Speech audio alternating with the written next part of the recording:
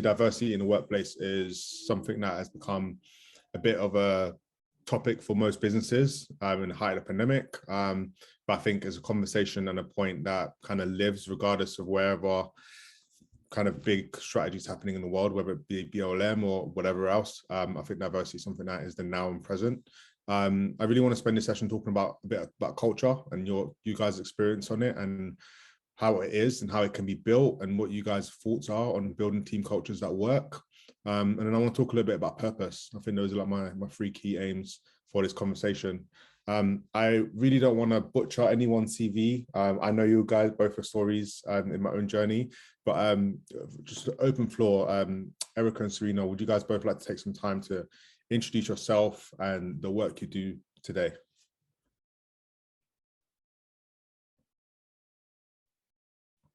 Shall I go first?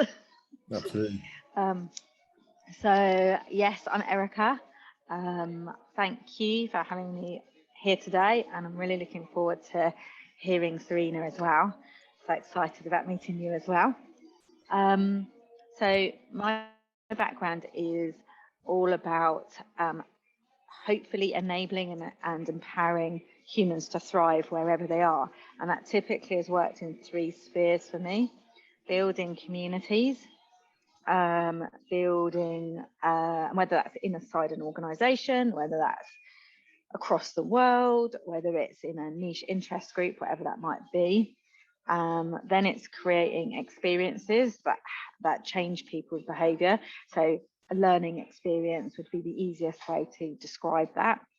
And that could be a face-to-face learning experience, or it could be completely online, like in an app, like, you know, if you download Duolingo to learn French or something.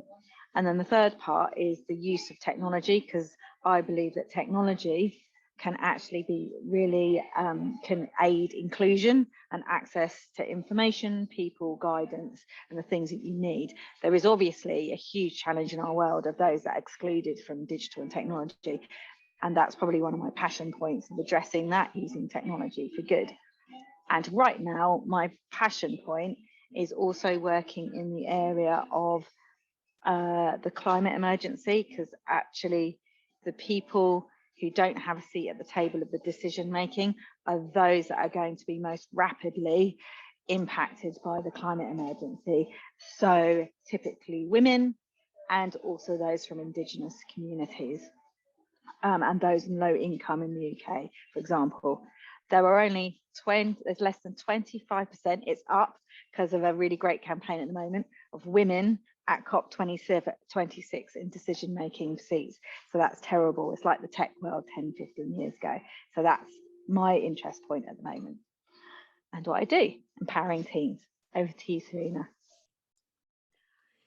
Oh, Erica, really lovely to learn about you and meet you. So thank you so much for bringing us together, BJ and Talia.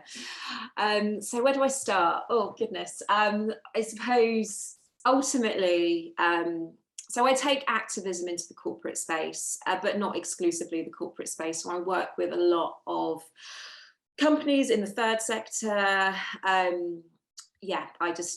All different types of businesses. And what do I mean by that? You know, taking activism to the corporate space, anything that's happening on a macro level is happening in a micro level within a business to some sort of degree. So my work that I do is very much about interrogating that. But I think if I were to like ultimately just reduce down what it is that I do, I'm just trying to make happier people. That's all it is, you know. I'm just trying to make happier organizations. And I really am of the mindset that we're all fighting something, even those that appear to have all the privilege in the world. It could be fighting toxic sibling dynamics, or maybe they've got a bully for a parent. So my job is very much about stepping into people's worlds and trying to see where they come from, why they think the way that they think. And yeah, so my work is very much based on research. So I conduct a lot of research, which I adore. Conducting qualitative research, and there's also a bit of training that I do, but mainly research these days. That's me. Love that. I would have described both of you a bit differently, but it's really good hearing it from you guys, because you guys can kind of give us perspective where you are in both right now. I know, Erica, climate change is something that we talk about a lot often, and Sereena, I'm excited to kind of like when we catch up, I see you got to catch up in a few weeks to learn more about the research side of things as well that you're up to. I suppose being in teams, being a solo person, being someone who works with a lot of people, there's a lot of pros and cons to that journey. I wanted to ask you both, just as a conversation starter, about a time that you worked in a team that you really enjoyed, and how did it make you feel? We can start with Sereena for this one. I suppose the teams that I've enjoyed working in the most are those where everyone has had their role, and that was made really, really clear. And I think just having that clarity is really important, but also people knowing that there was a space for collaboration. So, you know, if you're a creative, you could also contribute to the strategy, for instance.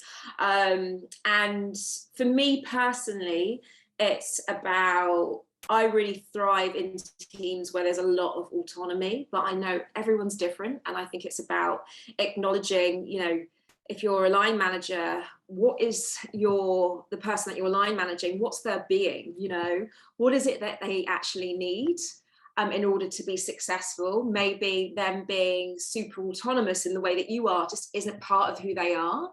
You know, I previously used to think that everyone can just, people just need to be given the power and they'll excel. And I've actually come to realize, actually, some people do just want to be led. And there's nothing wrong with that. You know, there are leaders and then there are those that need to be led. So I think I answered your question. Yeah, thank you for sharing that. Erica, yourself, same question to you. All the things that Sereena said. I really agree with loads of the sentiment there. And I think to build on that, the teams that I've most enjoyed working with, I had a boss a few years ago that I worked with as a company, my company, and then went as a PAYE employee. And I'd been sort of pursuing that boss for 4 years when I first met them beforehand, because I noticed how they naturally created a diverse, inclusive team. They kind of collected people, got them on a bus, and then figured out what seats they sat on as it went. And I really appreciated and admired the environment that they created. And it honestly felt like I'd come home when I worked there.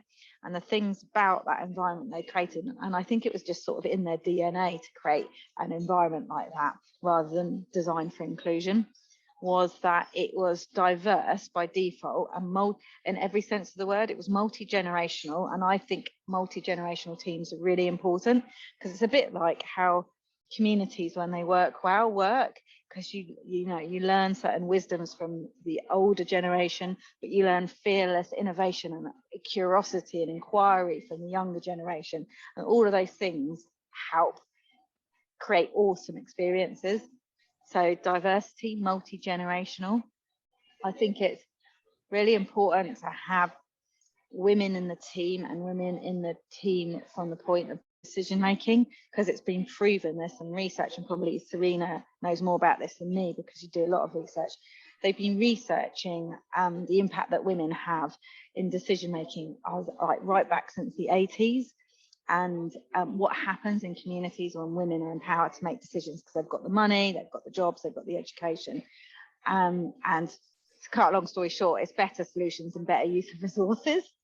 And the solution making it's built in a safe environment where everybody feels that they can put their hands up. So if you look back through how, for example, Grenfell Tower and that the stuff on the outside, the cladding, wanted to think of that word, was actually put on there, is because the culture in the team that decided it was really unsafe.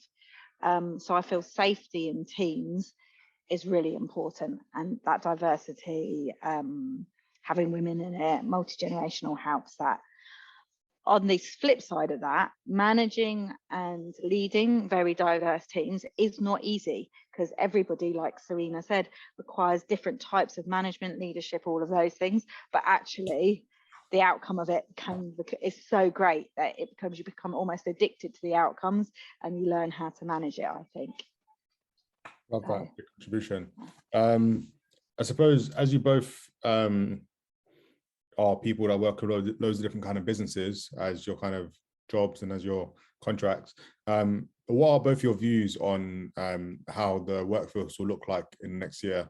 So a lot of our audience are entrepreneurs. They're people that are working, like they've run internal teams that are pushing innovation. I know there's been this term hybrid working branded about in the news a lot in the last couple of months. But what are some of your kind of thoughts that you might want to share with people regarding how people can think about engaging with their teams for 2022? Yeah, really good question. It is such a mixed bag. And I think this kind of speaks to kind of like the previous points that both Erica and I have raised regarding, you know, everyone's different. So I think obviously going back into work is very much dependent on what the government says and government guidelines. I speak to lots of people in lots of businesses on a weekly basis, and actually most people have a huge amount of anxiety going back. That's what I'm hearing. I think initially when lockdown ended, I think there was this like release, let's go and socialize. But I think the reality of that, you know, I was speaking to one of my clients yesterday and they're like, literally first week back in the office, I've got sick because my immune system's weak because I haven't been around anyone apart from my partner, you know, for the past X months. So I don't know, I think we do, I don't know, I think there being like blanket policies about what to do next, I'm a bit hesitant on whether that's the right approach. I know I'm not really giving you an answer. No, it's conversational. Yeah, but I think it's just like you have to just play it by ear. I think you have to just take each day, rather than not even each week or each month at a time, but each day at a time. Everyone's just different. And yeah. Love it. Erica, what are your thoughts? You obviously traveled into London today, so you're not a Londoner, are you? Yeah. And we're all dialing in from different parts of the country right now, so that's quite a thing. Yeah, so I think we can look at this new phase with a lens of opportunity, because even though, you know, it's 2021 or the last time we were properly in work was 2019, early 2020, there was still a culture, even in like emerging industries, of presenteeism, i.e. you're not doing work unless I can see you and you're sat at a desk, subconsciously or consciously. Because during the pandemic, actually, I spoke to a lot of managers of teams that went through these roller coasters of freaking out about what their teams are doing at home to completely feeling empowered to give their teams autonomy. So I think if we can come back into the workplace with, well, what is the workplace for? Why are we gathering together in this space, and reframe that? And actually with the fact that if we don't have an office where people come 9 to 5 every day or whatever, we have a flexible space, it means that we can work with the right people for the job wherever they are in the world and whatever their needs for coming to work are, and how they show up for work. We can do that. So that's really opportune. That's a great opportunity. But I think the other thing I would say is it's an opportunity to re-onboard, and that's what Facebook is doing actually. They're creating an onboarding program, a new onboarding program for absolutely everybody in their entire company. They're re-onboarding them. It's that opportunity to connect people to your culture, your values, how you want to work in the future, and listen to them and kind of reset their jobs, reset their purpose for being work, reset how they work.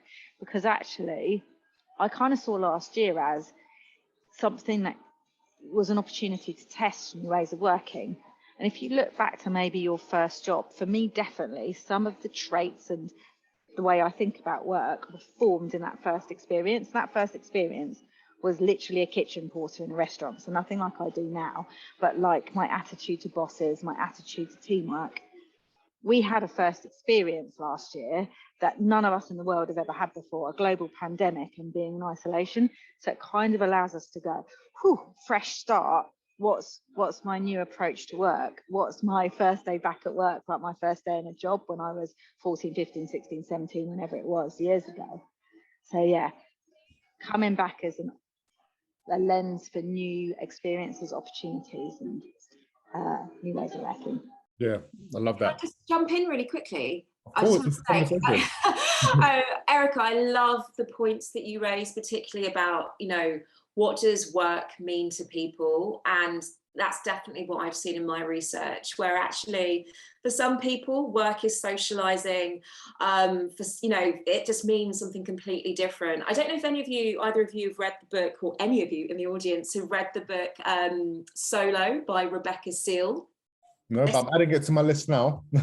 It's a great book. Super easy to read. She gives lots of different pointers. I'd probably say it's quite gendered. It feels very much from like a woman's perspective, but I still think there's a lot in there that'd be quite relatable. But anyway, what she talks about, and annoyingly, she doesn't actually give a specific year, but what she says that in the UK, within the next few years, 50% of the UK workforce are going to be freelancers. That is massive. So, you know, I think we're really sensing that people do just want to live their lives autonomously. And I think if businesses don't actually give people flexibility and just revert back to, you know, what Erica said around being present in the office, you know, sometimes I think, are we just inherently conservative? Or we just want to kind of go back to how things once were and conserve what we once had? But yeah, basically, if businesses don't move the dial on this, yeah, they're going to cease to exist, in my view. People just won't want to work for them. And actually, my clients that are doing the best and have probably the best retention, because I don't know if either of you have noticed it with your clients, but a lot of my clients, not a lot, but some of my clients have had huge numbers of people leave since things opened back up. And the clients of mine that have done really, really well are those that have really listened to their people on an individual basis and actually really heard what is it that they need from the workplace. So yeah, great points, Erica. Love that. Yeah, Erica, you can unmute yourself. Like we could just keep it all just flowing. That's just like yeah. There was a point I wanted to lead on from that, but I think it might have just completely left my mind. Yeah, I can't add to that at the moment. I'll come back in because it's one of my thought has just left. Something I was going to say to both of you with what you just both mentioned. So obviously we spoke about hybrid working, then we moved into actually reframing and avoiding presenteeism, and then you also spoke about kind of going day by day. Obviously, that Erica just mentioned a great point. Facebook are like redoing how they're going to onboard people. I had asked, like, prior to this, you know, both of you, like, are there frameworks or books or things that, you know, people can go away and read and look at? I definitely think this Solo, How to Not Work Alone. How to Work Alone is quite a good book by Rebecca. Sounds really good. I'm looking at the reviews. Is there anything else that, you know, a new manager or a manager going back into the workplace can think about as they're sat thinking about how to do work with their team? So you said talking day to day, obviously it's hard for someone who's a manager to go so macro and then come back and be like, okay, we're going to do this day to day. What does that mean to you in practice? So November 1st, you know, where my team are going to be coming back to the office. What does that look like in practice for you, Sereena? Yeah, so I suppose like it's about, you know, do members of your team have caring responsibilities for a parent that's vulnerable? If they do, is it appropriate for them to be coming back into the office? Could it be a case where actually, so they still have that connection with you in real life, could you perhaps have a meeting outside if it's not too cold? But you know, most places have outdoor seating now, which is phenomenal. So I think it's just about being incredibly empathetic to every single person's situation. You know, for instance, I'm not vaccinated at the moment. I plan on becoming vaccinated at some point, but I'm just not at the moment. And so I'm slightly nervous about being in a space with lots of people. And so is it about actually, if we are going to have a team meeting where all of us are going to be crammed into a small space, what could we all do? Perhaps we could all take a lateral flow test. You know, lateral flow tests are free. There are things that you can do, I think, just to really step into someone else's shoes and situation to make everything feel a bit more easy. Love that. And same question of you, Erica. If someone's going to reframe and remodel how their team looks, are there things they can go look at? Are there things that they should think about? Yeah, I think sort of my go-to things to remind me about teams and what motivates them and how to connect them is there's a couple of like TED Talks and short RSA animates that I can share with you afterwards. I think you've probably seen them before, but Dan Pink's The Truth About Motivation, or What Motivates Us, is quite good to have a look at, and there's a really short animation that the RSA have done on that when thinking about your teams and then coming back to work or working in new ways after the pandemic. And then Simon Sinek's Golden Circles, and where he talks about starting with the why. So connecting your teams with the why, then the how, and then the what of what you do. Those are two good things just to remind you. And then I say tools. One thing I think has been really valuable for teams starting to think about reconnecting or connecting in new ways, or what's happening now we're kind of getting into rhythm of work again, is looking at things like team culture. And there's a really good team culture canvas that I can share afterwards. That is a simple thing you can print out on A3, or you could do on a mirror or a mural, or you can stick up on the wall and have a session. And it just gets your team really thinking about their culture, but also the culture of their industry and things like that. Also reconnecting the team purpose, which can be different to culture.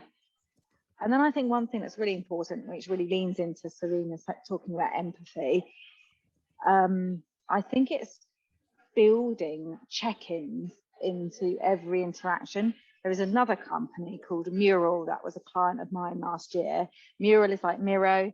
It's this collaborative online space, but it's a tech unicorn and it's growing really quickly, and they're 100% remote.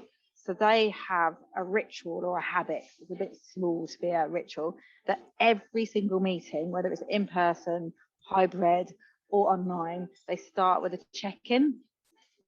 And the check-in has a purpose of literally finding out how everybody is in the meeting. And you can do different types of check-in. It can be like a creative check-in that's just fun, or it can be like one that's asking people literally how they're feeling, whatever it might be. It depends on the purpose of the meeting, how well you know the people. But the purpose is to be able to feel the energy of the people coming into the room, how they're showing up,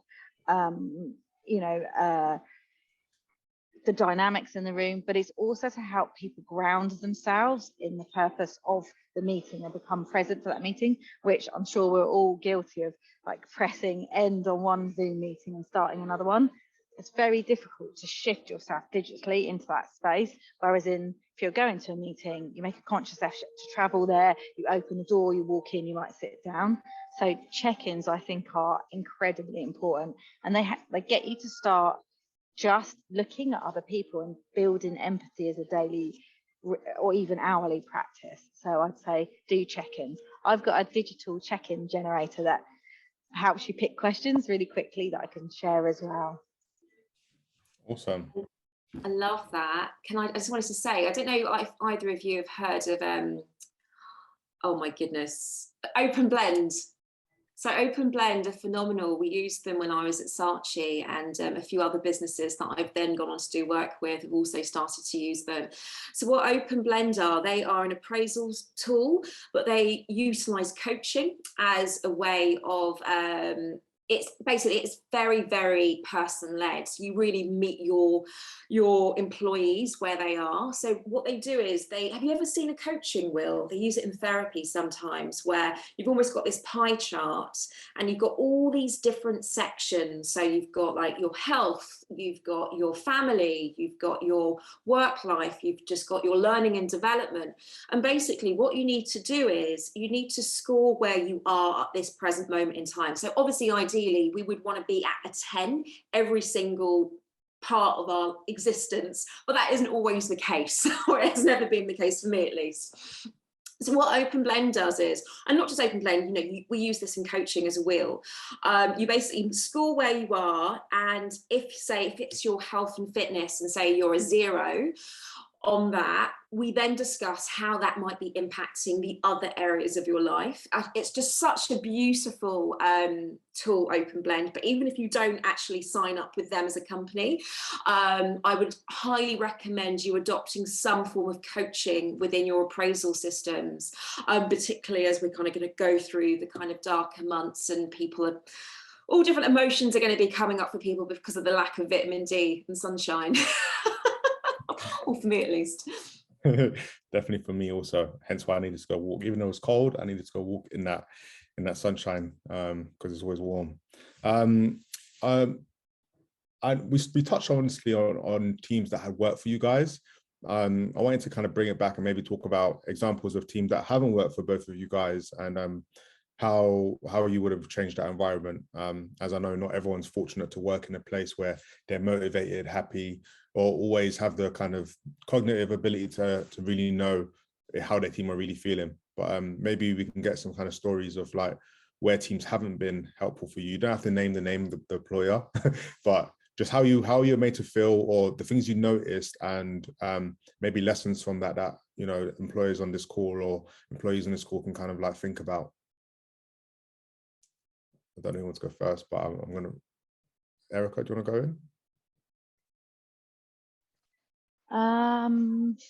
I think the teams where I've found it challenging, or I've felt that other people have potentially found it challenging, have been where potentially the team is growing rapidly. That's something to definitely watch your culture, because what can happen when a team grows rapidly, it loses its sense of cultural purpose, and then the dominant culture will take over. So for example, I was in a high growth tech company, and we were growing rapidly, so we had lots of new team members joining all the time, but we also then did a partnership to scale something that we were delivering with a very big corporate, a huge corporate, a global corporate.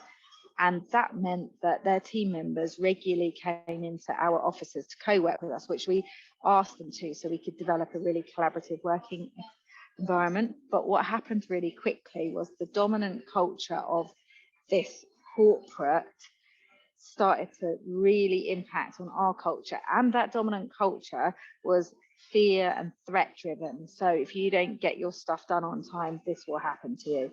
Or setting people up to failure, or not being transparent, hiding things all the time. So there'd be like deliberately not sharing minutes of a meeting till you got into the meeting, and then you would be asked by somebody to present some results you hadn't prepared and things like that.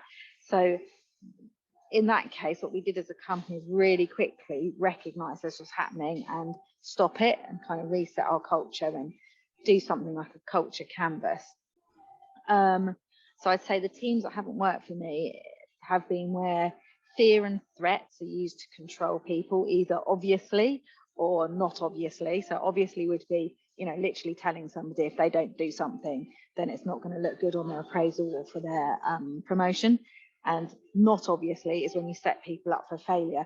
So ask them to present things in meetings that they didn't know they were going to have to do. Those have been the teams, and it's just felt really uncomfortable. And teams with lack of transparency. Right now in the world, we live in a like hyper transparent world, and you know, whether things are going right or going wrong, just be transparent and own it. Because quite often I've said to people, especially going through rapid change, I will share with you what you need to hear, and this might not be what you want to hear, so that they really understand that the transparency comes from a place of preparing people rather than hiding things from them and it becoming a surprise, or maybe the business has gone wrong or something like that. So yeah, that's my point. Thanks, Erica. So I'm going to kind of just critique the question a little bit around culture, because actually I don't believe it's about culture. I believe it's about values.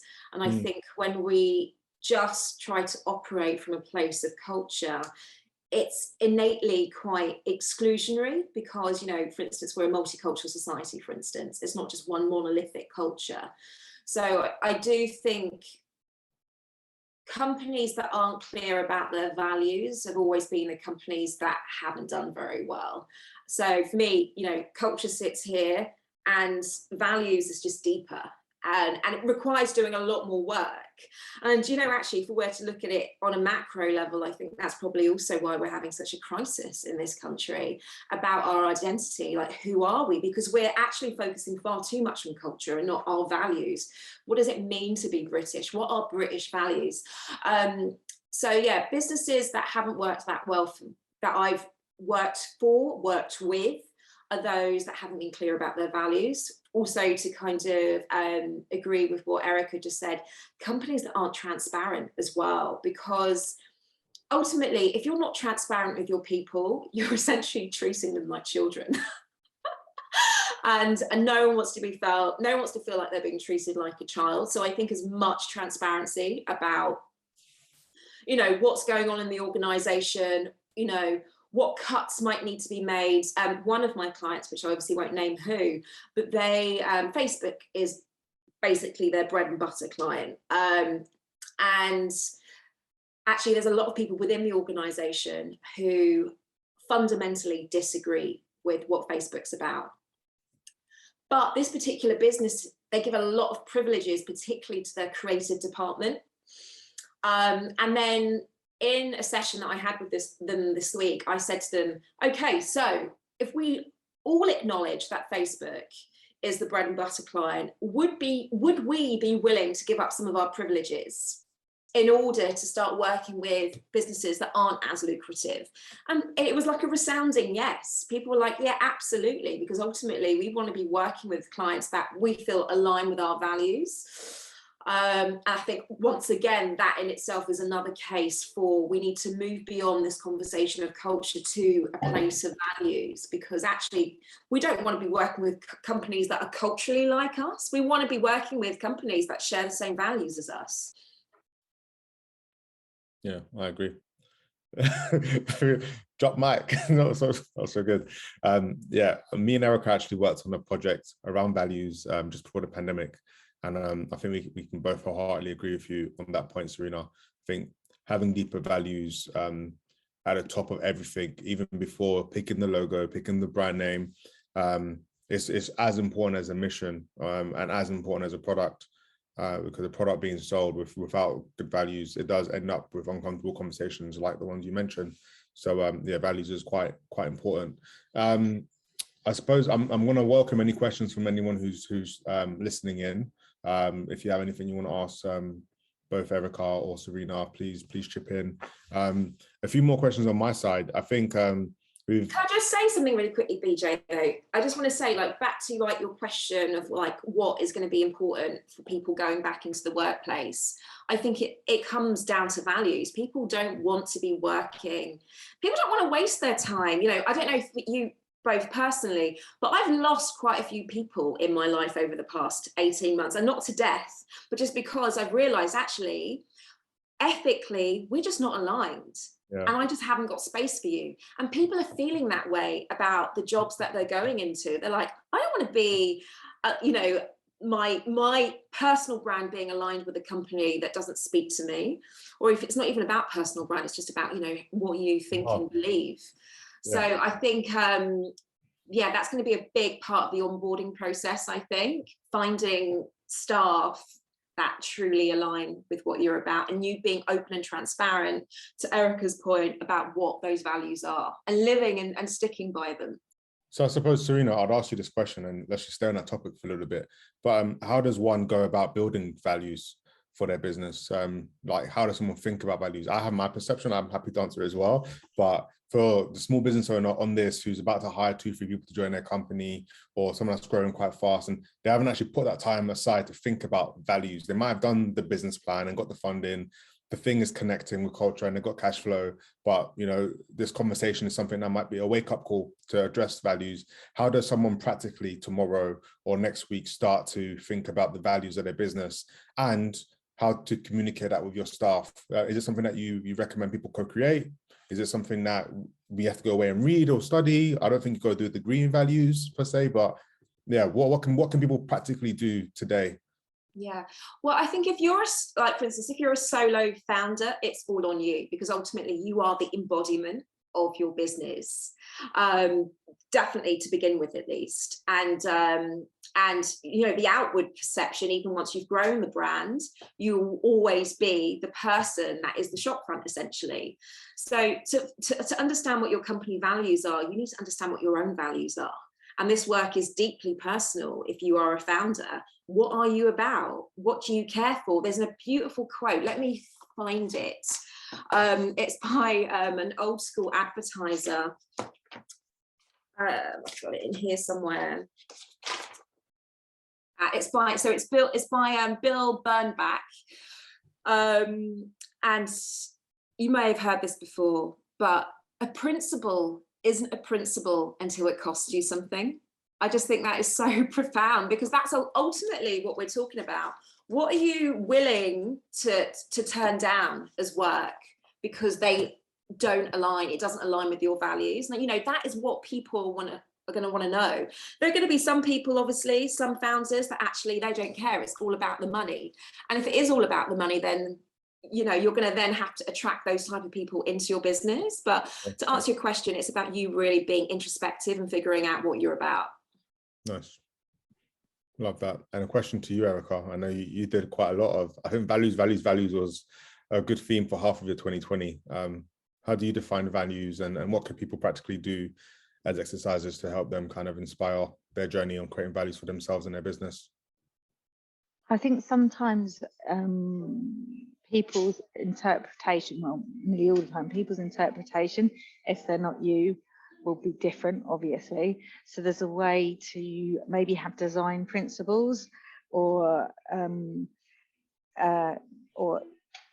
explain what your value is and isn't with an example. And I've done that in the past, and that's how people contextualize it or co-create that with them. So, you know, because I hate it when you go into those big corporates and I literally have been into some in Canary Wharf, and they have their values like stuck across big signs above the entrance or in the lifts or things like that. And you're like, well, actually, what does that mean every day?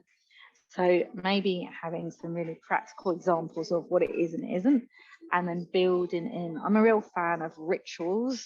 So more than habits, because humans sort of really thrive on rituals, whether it's festivals that we regularly have, depending where we come from, and the food we eat, the things we do and stuff like that. And then building rituals that then help you practice those values, and building ways of working that help you practice that value. So see how it sits through everything you do, from the services you deliver, the way you work every day and you show up, and the little things within the way you show up and you do every day that help you keep practicing those rituals. So yeah, has to be kind of designed and revisited, I think. I love that. That's quite interesting. I suppose something that I wanted to ask you both prior to this session, and obviously we're now both sat here now, is do you guys reckon that sometimes the conversation that people have amongst themselves, and not kind of, especially if you don't work in the space and you're a business leader and you're just trying to kind of tick all these boxes that have now been added onto the boxes you already had to kind of make your business stay alive. Do you see kind of perfectionism or paralysis in decision-making or imposter syndrome being a factor at play here as to why some companies get it wrong? And from an internal confidence perspective, is there any words of wisdom you guys can give to anyone who's kind of like super scared to kind of get the race conversation wrong, or super scared to get the gender conversation wrong, or get the climate conversation wrong, or now they're going to have to get the values conversation right as well? Yeah, is there any words that you guys can do? Because I'm sure part of the job you guys both do is take people for a journey, especially clients, where they're not, everyone has to be bought in, right, for something to work. So yeah, is there any words of wisdom you guys can share, or any things that you guys have seen that have really helped people go on a journey? I think there's something in the rituals there, Erica, but I don't know if there's anything else. You're on mute, Erica. Oh, thanks, Sereena. Both being so polite. The British way. So yeah, I was going to say, hopefully this won't divert the question or the conversation into a different place, but I think it definitely links. You know, in order to have those brave conversations, you ultimately need to have a level of safety. And I think in the time of cancel culture, it completely erodes any type of safety that people have. Therefore, as what you've just said, it creates almost a paralysis, and, you know, people just don't have the conversations that need to be had. You know, the dial doesn't get moved. And I think, you know, I've spoken to some clients where, you know, they've sacked people based on what an individual has posted. For me, and that, just to say, what they posted wasn't massively inflammatory, but they just felt like it didn't align with who this brand, you know, chose to be on their outward perception.